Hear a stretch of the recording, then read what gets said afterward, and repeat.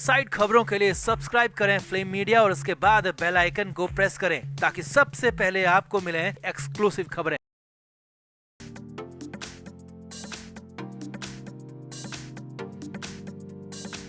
महाराष्ट्र में देवेंद्र फडणवीस नए मुख्यमंत्री बन चुके हैं। नागपुर में सत्र भी चला, लेकिन हालात अब उल्टे होते हुए दिख रहे हैं क्योंकि यहाँ पर बीजेपी यानी कि देवेंद्र फडणवीस शिंदे और अजित पवार से दूर जाते दिख रहे हैं, तो वहीं उद्धव ठाकरे फडणवीस के साथ नजदीकी बढ़ा रहे हैं, करीबी दिखा रहे हैं। लेकिन इस बीच संजय राउत ने उद्धव ठाकरे के खिलाफ बगावत का ऐलान कर दिया। जी हाँ, अंदर खाने जो मीटिंग हुई उसमें साफ साफ संजय राउत ने धमका दिया, कह दिया कि अगर बीजेपी के साथ गए तो सारी पोल पट्टी यहीं पर खोल कर रख दूंगा। तो क्या हो गया ऐसा कि संजय राउत अड़ गए, भिड़ गए उद्धव ठाकरे से? क्यों फंस गए उद्धव ठाकरे? सब कुछ आपको बताते हैं और क्या क्या धमकी में कहा वो भी बताएंगे। आप भी इस वीडियो को शेयर करें, कमेंट करके अपनी राय जरूर दें कि क्या संजय राउत ठीक कर रहे हैं या फिर उद्धव ठाकरे। कमेंट जरूर करें, वीडियो को शेयर भी करें।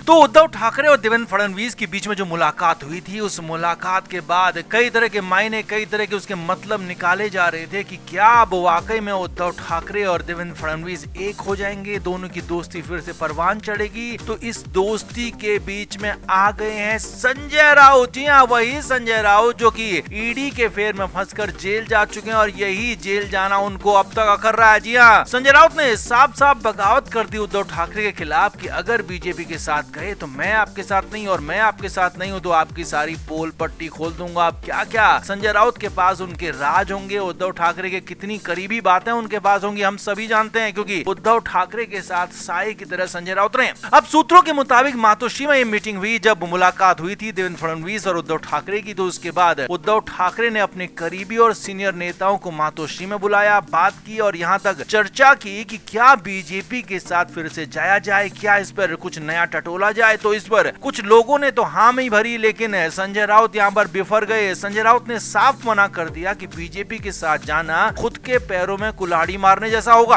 हालांकि उद्धव ठाकरे खुद भी अंदर खाने अब चाहने लगे हैं कि बीजेपी के साथ जाकर ही उनका भला होगा। तो उन्होंने, उद्धव ठाकरे ने संजय राउत को चुप कराने की कोशिश की कि अब ऐसे नहीं चलेगा, कांग्रेस के साथ हमारी बात नहीं बनने वाली और अब हमें वापस से हिंदुत्व के मुद्दे पर जाना होगा और फिलहाल बीजेपी का ही हिंदुत्व चल रहा है, लिहाजा हमें भी उसी तरफ जाना होगा। तो अब यहाँ पर संजय राउत ने याद दिला दिया कि हमें, मुझे और हमारे कई सारे लोगों को जेल डाला गया, हम वो कैसे भूल सकते हैं। संजय राउत ने कहा कि मुझे तो बिना किसी मामले के ईडी के मामले में फंसाकर जेल डाला गया, लंबे वक्त तक मुझे जेल में रखा गया और मैं उस बात को नहीं भूल सकता हूँ। आप भले भूल जाएं लेकिन मैं अपनी जेल यात्रा को कभी नहीं भूलूंगा और ये मुझे बीजेपी ने दिया था, ये पूरा जख्म, और इस जख्म को मैं हमेशा ताजा रखना चाहता हूँ। अब संजय राउत की बातों से वहाँ पर बैठे बाकी सारे लोग हैरान हो गए, संजय राउत की तरफ देखने लगे। उद्धव ठाकरे ने भी संजय राउत से कहा कि राजनीति में ये सब होता रहता है, यहाँ कोई दुश्मन और कोई दोस्त परमानेंट नहीं होता। लेकिन संजय राउत तो अड़ गए, भिड़ गए, बगावत पर उतर आए। जी हाँ, सूत्रों के मुताबिक संजय राउत ने साफ कह दिया कि अगर आपको बीजेपी के साथ जाना है तो आप जाइए, मैं नहीं आऊंगा, मैं अलग हो जाऊंगा, मैं आपसे अलग हो जाऊंगा, बीजेपी से अलग हो जाऊंगा। लेकिन हाँ, सूत्रों के मुताबिक संजय राउत ने वहीं पर कह दिया कि आप समझ सकते हैं, अंदाजा लगा सकते हैं कि अगर मैं अलग हुआ तो मैं क्या कर सकता हूँ। यानी कि एक तरह से धमकी ही थी कि मैं अकेले हो गया, अलग हो गया तो पूरी पोल खोल दूंगा, सारी पोल पट्टी खोल दूंगा, मीडिया के सामने, सबके सामने लाकर रख दूंगा। और जो अभी तक उद्धव ठाकरे एक चोला ओढ़कर बैठे रहते हैं, ऐसा माना जाता है, कई लोग कहते हैं, बीजेपी के नेता कहते हैं, तो वो चोला यहाँ पर निकल सकता है संजय राउत के शब्दों में। जी हाँ, हालांकि यहाँ पर संजय राउत ने साफ साफ कुछ नहीं कहा, लेकिन इशारों में बहुत कुछ कह दिया, इशारों में दिखा दिया, जता दिया कि उनको हल्के में लेने की कोशिश बिल्कुल भी ना करें। अगर उनकी बात नहीं मानी गई तो वो बगावत कर लेंगे और बगावत की तो फिर अपना मुंह खोल देंगे और बहुत कुछ भी निकल सकता है। तो इसी वजह से, संजय राउत की वजह से उद्धव ठाकरे नई टेंशन में आ गए। उद्धव ठाकरे फंस गए, बुरी तरह से फंस गए, क्योंकि वो एक तरफ तो उनके कार्यकर्ता हैं, उनके कई सारे नेता हैं जो चाहते हैं कि बीजेपी के साथ जाया जाए, फिर से सरकार में जाया जाए, मलाई खाई जाए। लेकिन यहाँ पर संजय राउत अड़ गए हैं और साफ कह दिया है कि उन्हें बीजेपी के साथ बिल्कुल भी पसंद नहीं है और वो फिलहाल महाविकास अघाड़ी में रहना चाहते हैं। तो अब उद्धव ठाकरे देखना होगा कि अपने कार्यकर्ताओं की सुनते हैं, नेताओं की सुनते हैं, या फिर उद्धव ठाकरे उन संजय राउत की सुनते हैं जो कि उनके सबसे करीब हैं और उनके सबसे करीबी बातों को वही जानते हैं। अब आप क्या मानते हैं, उद्धव ठाकरे क्या फैसला इस पर लेंगे? कमेंट बॉक्स में आप जरूर से जरूर बताएं, वीडियो को शेयर भी करें।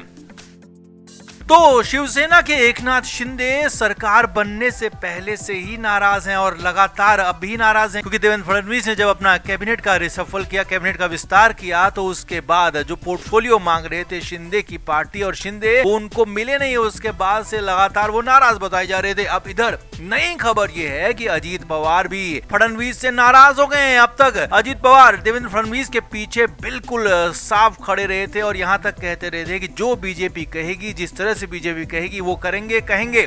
अब लेकिन यहाँ पर अचानक अजीत पवार भी नाराज हो। पवार सेशन के लिए नहीं आ रहे, विधानसभा नहीं आ रहे, और उसके बाद अब अंदर की खबर जो निकल कर आ रही है वो बहुत बड़ी है, चौंकाने वाली है, सियासी बवंडर लाने वाली है। उद्धव ठाकरे की पार्टी के महाराष्ट्र में 19 विधायक हैं और खबर ये है कि देवेंद्र फडणवीस के साथ मिलकर एक बार फिर से उद्धव ठाकरे कहीं सरकार ना बना लें। जी हाँ, ये बड़ी खबर आपको बता रहे हैं। एकनाथ शिंदे लगातार कोशिश कर रहे हैं कि उद्धव ठाकरे दूर रहे, फडणवीस के आसपास ना आए, लेकिन देवेंद्र फडणवीस अपनी पुरानी दोस्ती की खातिर उद्धव ठाकरे से मिले, बहुत सारी बातचीत हुई और अब खबर यही है कि अजीत पवार और शिंदे की नाराजगी के बाद देवेंद्र फडणवीस उद्धव ठाकरे के साथ पींगे बढ़ा रहे हैं, उनके साथ दोस्ती बढ़ा रहे हैं। खुद उद्धव ठाकरे भी चाहते हैं कि कांग्रेस से उनका पिंड छूट जाए, कांग्रेस का साथ छूट जाए और कैसे भी वो भगवा खेमे में वापस आ जाएं और उनकी पार्टी भले उनको ना मिले लेकिन फिलहाल सरकार में जगह मिल जाए और उनका बेटा मंत्री बन जाए, आदित्य ठाकरे को मंत्री पद मिल जाए, कुछ और भी उनको मिल जाए, और इसी के लिए कोशिशें हो रही हैं। जबकि उधर दूसरी तरफ बीजेपी शिंदे और अजीत पवार से लगातार अलग थलग दिखने की कोशिश पहले से ही कर रही थी और अब इधर जब इन दोनों ने ज्यादा बार्गेनिंग करने की कोशिश की, ज्यादा मंत्री पद मांगे, बड़े बड़े पोर्टफोलियो मांगे, तो उसके बाद से देवेंद्र फडणवीस नाराज बताए जा रहे हैं। तो इसीलिए लगातार एकनाथ शिंदे भी अलग हैं, अजीत पवार भी अलग थलग दिख रहे हैं। तो इसीलिए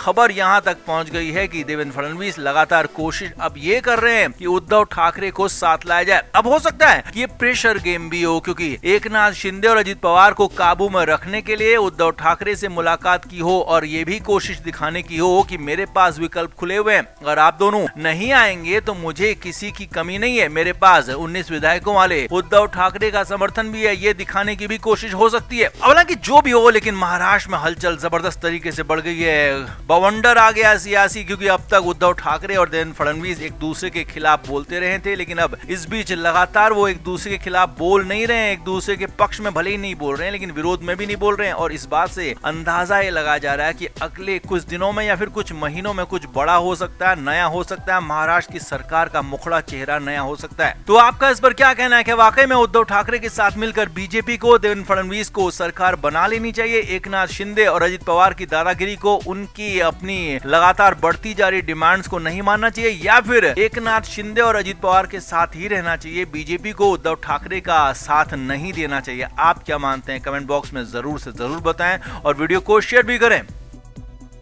फ्लेम मीडिया रिपोर्ट।